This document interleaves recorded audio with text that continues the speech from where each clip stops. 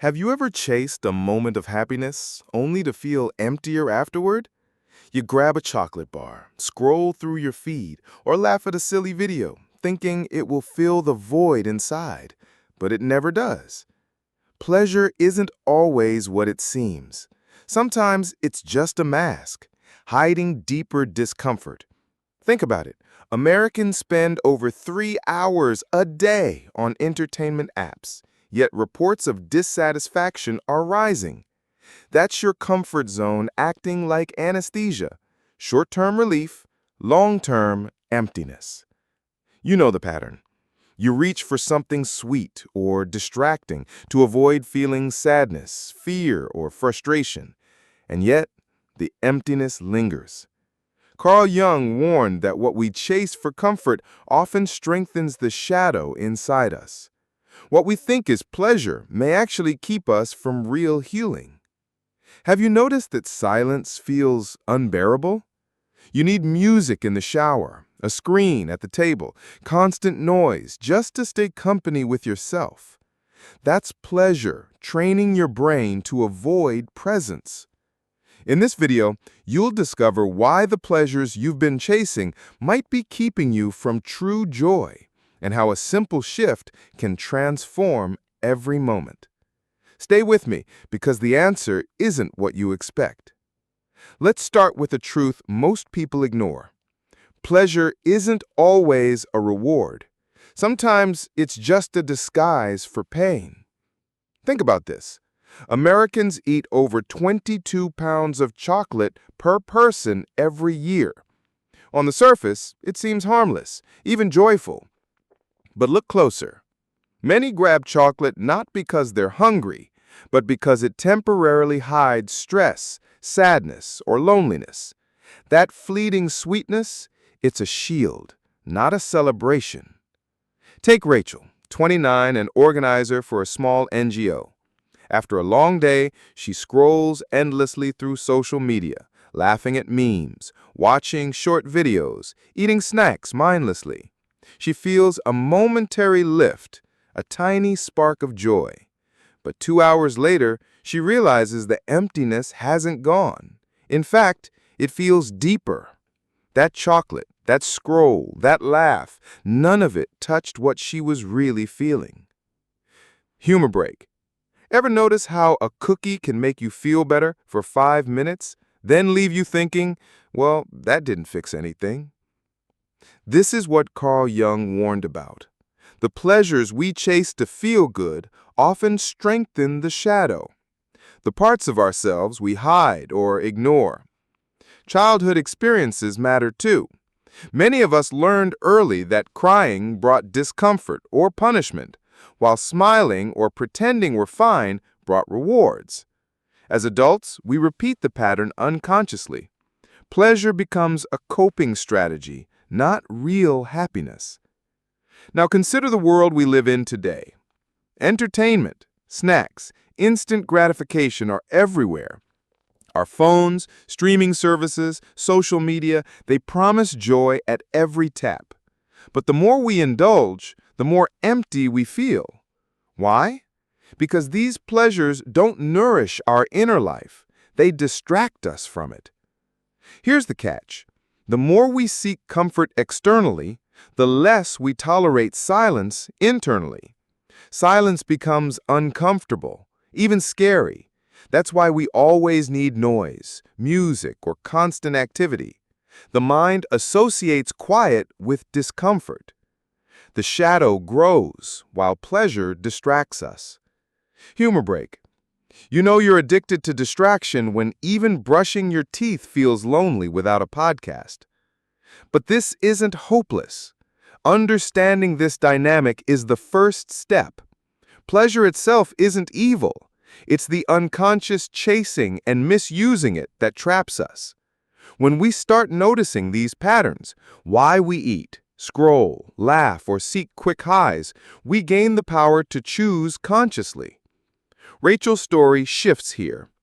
One evening, instead of automatically reaching for her phone, she paused. She noticed her tight chest, her restless mind. She sat quietly for 10 minutes, just breathing, acknowledging her feelings. At first, it was uncomfortable. Her mind screamed for distraction. But gradually, she realized she could be present without external pleasure. And the emptiness? It softened. Micro cliffhanger. But understanding this is only part of the journey. What happens when we misuse pleasure over years? How does it affect our mind, our memories, and our very ability to be alone? That's what we'll explore next. By now, it should be clear. Chasing pleasure blindly doesn't heal us. It hides pain. It strengthens old patterns. It distracts from real growth. Yet the doorway to conscious, meaningful pleasure is open, and it starts with awareness. Now let's dig deeper. Pleasure can numb you instead of delighting you. Many behaviors we call fun or joy are actually ways to avoid feeling. Scrolling your phone unconsciously for hours, eating when you're not hungry, chasing desires that aren't about love or connection, all of these are forms of numbness. Consider Alex, 32, a software developer. He works long hours, then binge watches TV shows until 2 in the morning. He snacks mindlessly, laughs at funny clips, scrolls social media endlessly. On the surface, he's entertained. But inside, his anxiety and loneliness linger, often stronger than before. That fleeting pleasure masks reality, creating the illusion of comfort while reinforcing avoidance. You know you've gone too far when you laugh at a cat video and immediately regret you didn't just take a nap. Here's where childhood patterns come in. Research shows adults often adopt pleasure-seeking habits rooted in early experiences. Children who were rewarded for pretending everything was fine or ignored when showing discomfort learn to confuse distraction with true happiness. Over time, this conditioning teaches the brain that avoiding emotions feels better than facing them. Pleasure becomes a tool to cover up shadows, not to illuminate them. Specific science backs this. Dopamine spikes link pleasure with temporary relief, not presence. Contextually, this means your brain remembers pleasure as a way to escape, not to engage. You fear silence because it exposes what you're avoiding. Music, noise, or endless scrolling fill the emptiness. Pleasure is acting as a buffer between you and yourself. Explain, this is why people feel restless alone, why quiet moments trigger discomfort, and why pleasure becomes a subtle prison. Jung called it the shadow, parts of ourselves we refuse to confront. When pleasure is misused, it deepens that shadow. Every hit of artificial pleasure, food, video, casual desire, can dig the pattern deeper, making real presence harder to tolerate. Take Mia, 27, a graphic designer. She noticed that she couldn't sit in silence for more than 5 minutes without feeling anxious. The moment she tried, her mind flooded with discomfort she'd been ignoring for years. Only when she consciously observed her impulses, reaching for her phone, snacking, or turning on music, did she start understanding the pattern. Awareness allowed her to see that pleasure had been numbing her, not healing her.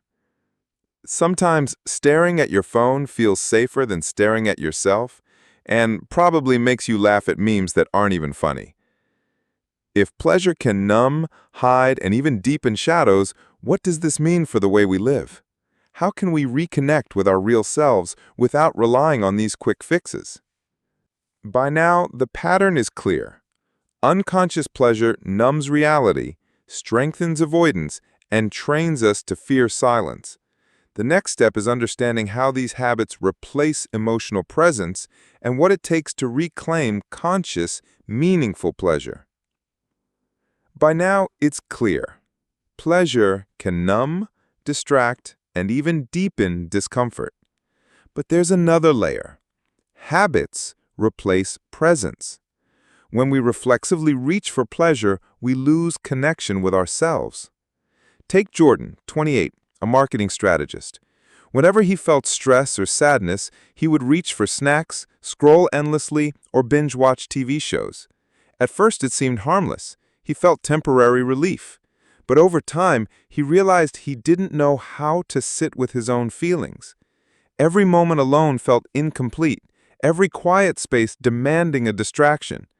Pleasure had become his emotional crutch. Jordan even admitted he couldn't brush his teeth without a podcast because silence was too scary. Specific example, childhood experiences often teach this pattern. A child comforted with treats for being good or distracted from pain with toys learns to replace feelings with stimuli. Contextually, this habit becomes a default response in adulthood.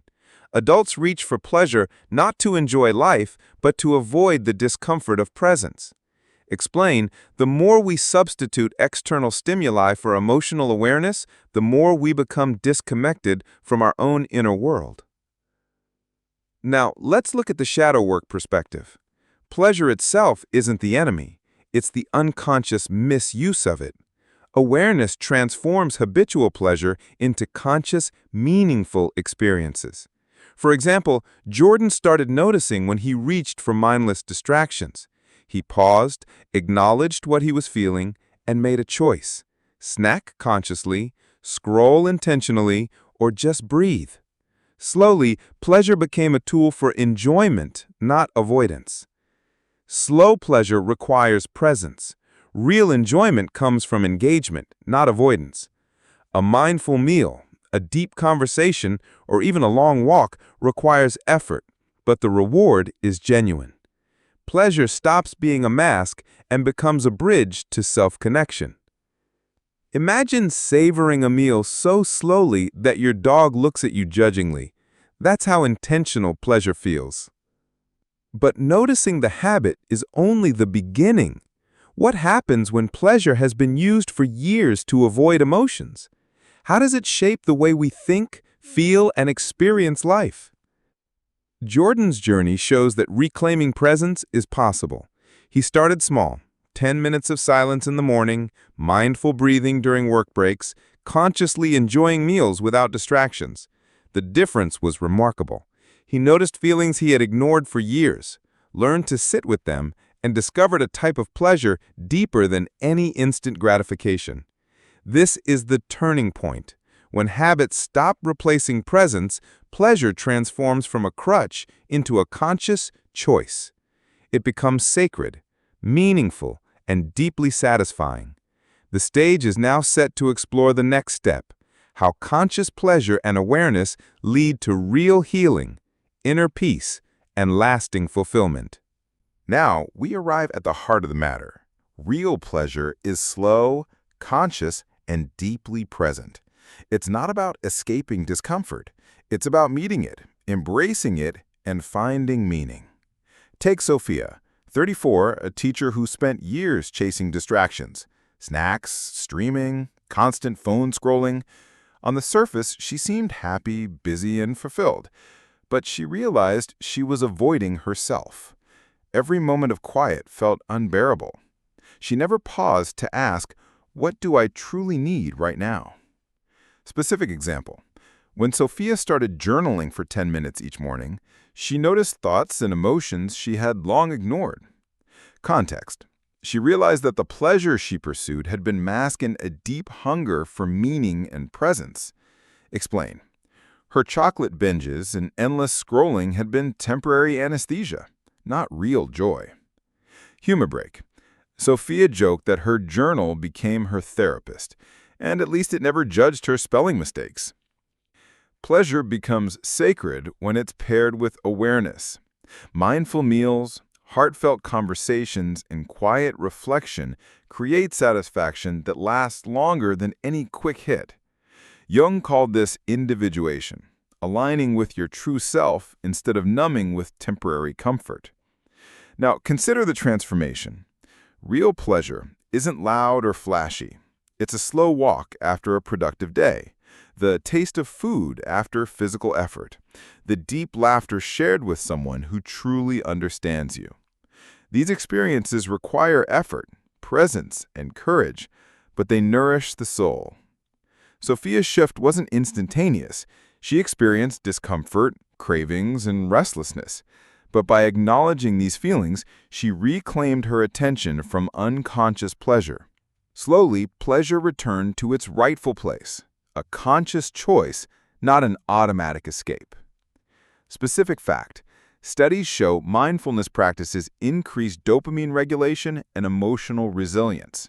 Context: people who practice conscious presence report more stable moods, deeper connections, and better satisfaction.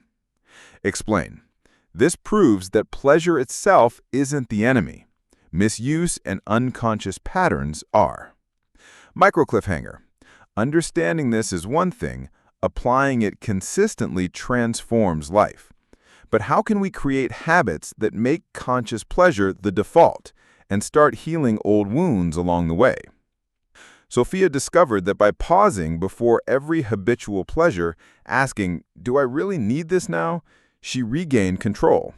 She replaced mindless scrolling with conscious engagement, transforming fleeting moments into meaningful experiences.